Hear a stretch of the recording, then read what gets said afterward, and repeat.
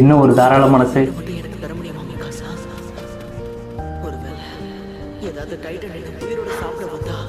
இல்லை. இந்த டைட்டன் வந்து யாருன்னு தெரில. நான் ஃபஸ்ட் சீன்லேயே பார்த்தேன். இந்த இந்த மிக்காசா இருக்கால, இவளை வந்து ஒரு டைட்டன் வந்து சாப்பிட வந்துச்சு. அப்போ அந்த டைட்டன் தான் வந்து குறுக்க வந்து இவளை காப்பாற்றுனுச்சு. ஒருவேளை அந்த டைட்டன் உங்களுக்கு ஹெல்ப் பண்ணுதோ? ஆமாம், அது டைட்டனை கொடுறது தான் புரியாது. இந்த டைட்டன் உங்களுக்கு உதவி பண்ணுதான். ஏன்னா இது அந்த மாதிரி தான் நடந்துக்குது. இவங்க வந்து அதுக்குள்ளே சண்டை போட வச்சு ஈஸியாக தப்பிச்சிடணும். எதுவாக இருந்தாலும் எனக்கு கவலை இல்லை. இந்த ஒரு டைட்டனை வச்சு அது பண்ணதை பார்த்தீங்களா? ஃபுட்பால் ஆடுதுங்க இந்த டைட்டன். உள்ள ஃபுட்பால் வீரர்களாக இருக்குமோ அந்த டைட்டன். அதுங்க அப்படி வெறித்தனமா சண்டை போட்டுக்கும் போது இந்த பில்டிங் அடிச்சு உடைச்சிருச்சா என்ன பண்றது? அதானே, அதெல்லாம் சரி. சட்ட புட்டுன்னு இடத்த காலி பண்ணிட்டு ஓடுங்களா? எந்த அளவுக்கு தெரியும்? அதெல்லாம் விட இப்போ நம்ம சேஃபா இருக்குமா இல்லையா? அதானே, அதுவும் உண்மைதான். நாம இதை தாக்கு பிடிக்கிறது தான் முக்கியம். வெளித்தரமா போட்டாங்க. அது சிங்கப்பெண்ணு. யாருங்க அது சிங்கப்பெண்ணு? இந்த அனிமல் இப்படி ஒரு சிங்கப்பெண்ணா? எங்கப்பா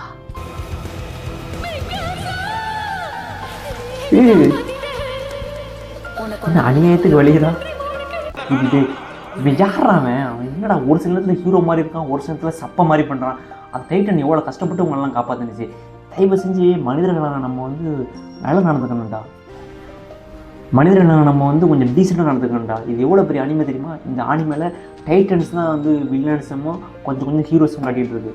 மனுஷங்களான நம்ம வந்து ரீசெண்டாக நடந்துக்கணும். இந்த இடத்துல இனிமேல் சொல்கிறேன், ரீசெண்டாக நடந்துக்குங்க மனிதர்கள் எல்லாரும். அந்த டைட்டன் நமக்கு ஹெல்ப் பண்ணா எப்படி இருக்கும்னு கொஞ்சம் நினைச்சு பாருங்க. அப்படி ஆச்சுன்னா கேனனை விட ரொம்ப பவர்ஃபுல்லான வெப்பனா நமக்கு இருக்கும். ஆமாம்,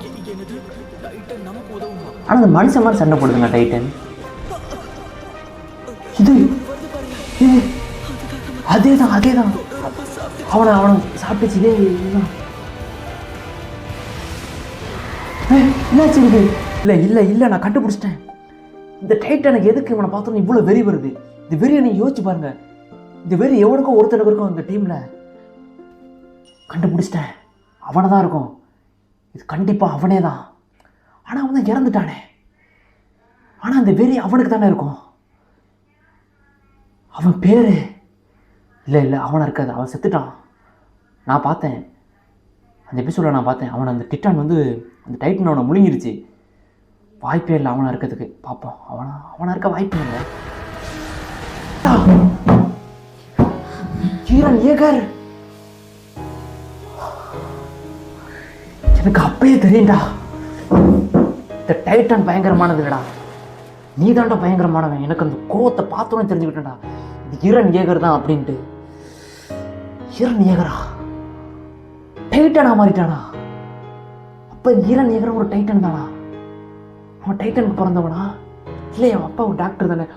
ஓகே, இப்போதான் எல்லாமே புரியுது. இல்லை, நான் பார்த்தோன்னே எனக்கு புரிஞ்சிருச்சு. அந்த வெறி வந்து ஒரு ஈரன், அவன் அந்த ஒருத்தருக்கு மட்டும்தான் இருக்கும் அந்த வெறி. அந்த டைட்டனோட கோபம், அந்த ஆக்ஷன் சீன் கூட என் மனசில் இல்லை. அது ஒரு வெறி, ஒரு சவுண்ட், ஒன்று கோபம் ஒன்று குடிச்சு பாருங்க.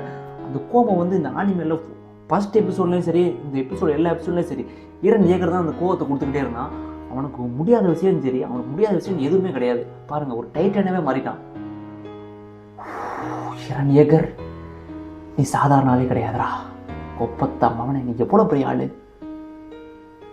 இல்லைங்க, இந்த ஒரு சீனில் எனக்கு பிடிச்சது என்னென்னா, இவங்க ரெண்டு பேரும் பார்த்தீங்கன்னா இந்த ஒரு சீனில் வந்து ஒரே வீட்டில் ஒன்றா இருந்து, அதான் ஃபேமிலியோடு இருந்து, அவங்க அந்த ஈரனோட அம்மா அவங்களாம் இறந்து, இவ தனியாக வந்துட்டு, இவ வந்து ஈரன் ஏகருக்கு ஒரு அம்மா மாதிரி இந்த மிக்காசா இருப்பா.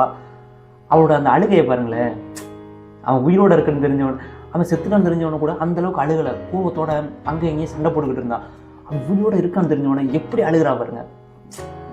இதாண்டா லவ், இதாண்டா ஒரிஜினல் ட்ரூ லவ். இந்த காலத்துல என்ன பண்ணுறாங்க இல்லைடா, பைக்கை பார்த்து பணத்தை பார்த்து. நல்ல பொண்ணுங்களும் இருக்காங்க, இந்த மாதிரி ஒரு பொண்ணு வேண்டாம். கிளைமேக்ஸில் தான் கண்ணு கலங்குது.